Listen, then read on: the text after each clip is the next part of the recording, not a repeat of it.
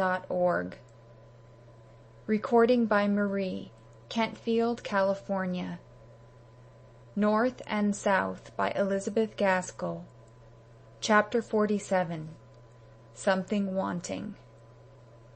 Experience, like a pale musician, holds a dulcimer of patience in his hand, whence harmonies we cannot understand of God's will in his world, the strain unfolds in sad, perplexed minors. Mrs. Browning. About this time Dixon returned from Milton and assumed her post as Margaret's maid. She brought endless pieces of Milton gossip. How Martha had gone to live with Miss Thornton on the latter's marriage, with an account of the bridesmaids' dresses and breakfasts at that interesting ceremony. How people thought that Mr. Thornton had made too grand a wedding of it, considering he had lost a deal by the strike and had had to pay so much for the failure of his contracts. How little money articles of furniture, long cherished by Dixon, had fetched at the sale, which was a shame considering how rich folks were at Milton. How Mrs. Thornton had come one day and got 2 or 3 good bargains, and Mr. Thornton had come the next, and in his desire to obtain 1 or 2 things had bid against himself, much to the enjoyment of the bystanders. So, as Dixon observed, that made things even. If Mrs. Thornton paid too little, Mr. Thornton paid too much. Mr. Bell had sent all sorts of orders about the books. There was no understanding him, he was so particular. If he had come himself, it would have been all right, but letters always were, and always will be, more puzzling than they are worth. Dixon had not much to tell about the Higginses. Her memory had an aristocratic bias, and was very treacherous whenever she tried to recall any circumstance connected with those below her in life. Nicholas was very well, she believed. He had been several times at the house, asking for news of Miss Margaret, the only person who ever did ask, except once Mr. Thornton. And Mary, oh, of course, she was very well, a great stout slatternly thing. She did hear, or perhaps it was only a dream of hers, though it would be strange if she had dreamt of such people as the Higginses, that Mary had gone to work at Mr. Thornton's mill, because her father wished her to know how to cook. But what nonsense that could mean she didn't know. Margaret rather agreed with her that the story was incoherent enough to be like a dream. Still, it was pleasant to have someone now with whom she could talk of Milton and Milton people. Dixon was not over fond of the subject, rather wishing to leave that part of her life in shadow. She liked much more to dwell upon speeches of Mr. Bell's, which had suggested an idea to her of what was really his intention, making Margaret his heiress. But her young lady gave her no encouragement, nor in any way gratified her insinuating inquiries, however disguised in the form of suspicions or assertions. All this time Margaret had a strange, undefined longing to hear that Mr. Bell had gone to pay one of his business visits to Milton, for it had been well understood between them, at the time of their conversation at Helston, that the explanation she had desired should only be given to Mr. Thornton by word of mouth, and even in that manner should be in no way forced upon him. Mr. Bell was no great correspondent, but he wrote from time to time long or short letters, as the humour took him, and although Margaret was not conscious of any definite hope on receiving them, yet she always put away his notes with a little feeling of disappointment. He was not going to Milton. He said nothing about it, at any rate. Well, she must be patient. Sooner or later the mist would be cleared away. Mr. Bell's letters were hardly like his usual self. They were short and complaining, with every now and then a little touch of bitterness that was unusual. He did not look forward to the future. He rather seemed to regret the past, and be weary of the present. Margaret fancied that he could not be well. But in answer to some inquiry of hers as to his health, he sent her a short note, saying there was an old-fashioned complaint called the spleen, that he was suffering from that, and it was for her to decide if it was more mental or physical. but that he should like to indulge himself in grumbling without being obliged to send a bulletin every time. In consequence of this note, Margaret made no more inquiries about his health. One day Edith let out accidentally a fragment of a conversation which she had had with Mr. Bell when he was last in London, which possessed Margaret with the idea that he had some notion of taking her to pay a visit to her brother and new sister-in-law at Cadiz in the autumn. She questioned and cross-questioned Edith, till the latter was weary and declared that there was nothing more to remember. All he had said was that he half thought he should go and hear for himself what Frederick had to say about the mutiny, and that it would be a good opportunity for Margaret to become acquainted with her new sister-in-law, that he always went somewhere during the long vacation, and did not see why he should not go to Spain as well as anywhere else. That was all. Edith hoped Margaret did not want to leave them, that she was so anxious about all this. And then, having nothing else particular to do, she cried, and said that she knew she cared much more for Margaret than Margaret did for her.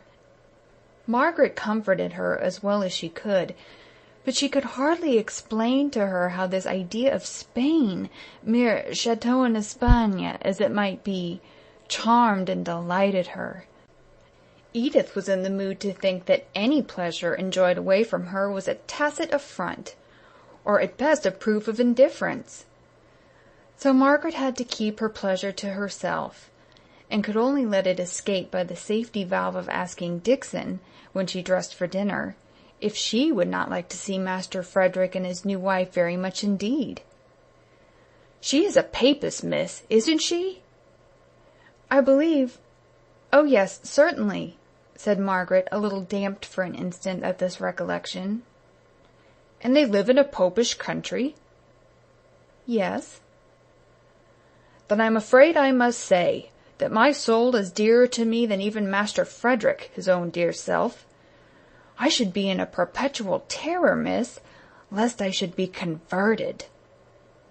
"Oh," said Margaret, "I do not know that I am going, and if I go, I am not such a fine lady as to be unable to travel without you. No, dear old Dixon, you shall have a long holiday, if we go, but I'm afraid it is a long if."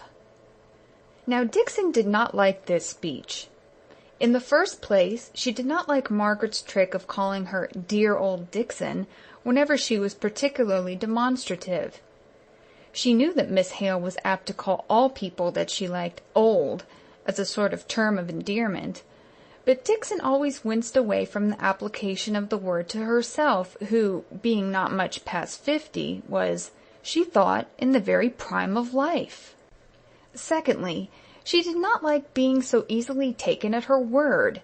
She had, with all her terror, a lurking curiosity about Spain, the Inquisition, and Popish mysteries. So after clearing her throat as if to show her willingness to do away with difficulties, she asked Miss Hale whether she thought, if she took care never to see a priest, or enter into one of their churches, there would be so very much danger of her being converted? Master Frederick, to be sure, had gone over unaccountable. "I fancy it was love that first predisposed him to conversion," said Margaret, sighing. "Indeed, miss," said Dixon. "Well, I can preserve myself from priests and from churches, but love steals in unawares. I think it's as well I should not go." Margaret was afraid of letting her mind run too much upon this Spanish plan, but it took off her thoughts from too impatiently dwelling upon her desire to have all explained to Mr. Thornton.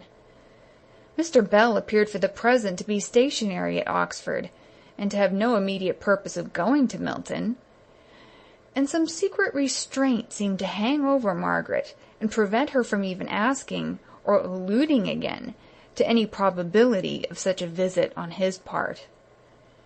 Nor did she feel at liberty to name what Edith had told her of the idea he had entertained, it might be but for 5 minutes, of going to Spain. He had never named it at Helston, during all that sunny day of leisure. It was very probably but the fancy of a moment. But if it were true, what a bright outlet it would be from the monotony of her present life, which was beginning to pall upon her. One of the great pleasures of Margaret's life at this time was in Edith's boy. He was the pride and plaything of both father and mother, as long as he was good. But he had a strong will of his own, and as soon as he burst out into one of his stormy passions, Edith would throw herself back in despair and fatigue, and sigh out, "Oh, dear, what shall I do with him? Do, Margaret, please ring the bell for Hanley." But Margaret almost liked him better in these manifestations of character than in his good blue-sashed moods. She would carry him off into a room where they two alone battled it out, she with a firm power which subdued him into peace, while every sudden charm and wile she possessed was exerted on the side of right, until he would rub his little hot and tear-smeared face all over hers, kissing and caressing till he often fell asleep in her arms or on her shoulder. Those were Margaret's sweetest moments. They gave her a taste of the feeling that she believed would be denied to her forever. Mr. Henry Lennox added a new and not disagreeable element to the course of the household life by his frequent presence. Margaret thought him colder, if more brilliant than formerly, but there were strong intellectual tastes, and much and varied knowledge, which gave flavor to the otherwise rather insipid conversation. Margaret saw glimpses in him of a slight contempt for his brother and sister-in-law, and for their mode of life, which he seemed to consider as frivolous and purposeless. He once or twice spoke to his brother, in Margaret's presence, in a pretty sharp tone of inquiry as to whether he meant entirely to relinquish his profession. And on Captain Lennox's reply that he had quite enough to live upon, she had seen Mr. Lennox's curl of the lip as he said, "And is that all you live for?" But the brothers were much attached to each other, in the way that any two persons are, when the one is cleverer and always leads the other, and this last is patiently content to be led. Mr. Lennox was pushing on in his profession, cultivating, with profound calculation, all those connections that might eventually be of service to him, keen-sighted, far-seeing, intelligent, sarcastic, and proud. Since the one long conversation relating to Frederick's affairs, which she had had with him the first evening in Mr. Bell's presence, she had had no great intercourse with him, further than that which arose out of their close relations with the same household. But this was enough to wear off the shyness on her side, and any symptoms of mortified pride and vanity on his. They met continually, of course, but she thought that he rather avoided being alone with her. She fancied that he, as well as she, perceived that they had drifted strangely apart from their former anchorage, side by side in many of their opinions and all their tastes. And yet, when he had spoken unusually well, or with remarkable epigrammatic point, she felt that his eye sought the expression of her countenance first of all, if but for an instant, and that in the family intercourse which constantly threw them together, her opinion was the one to which he listened with a deference, the more complete because it was reluctantly paid, and concealed as much as possible. End of chapter 47.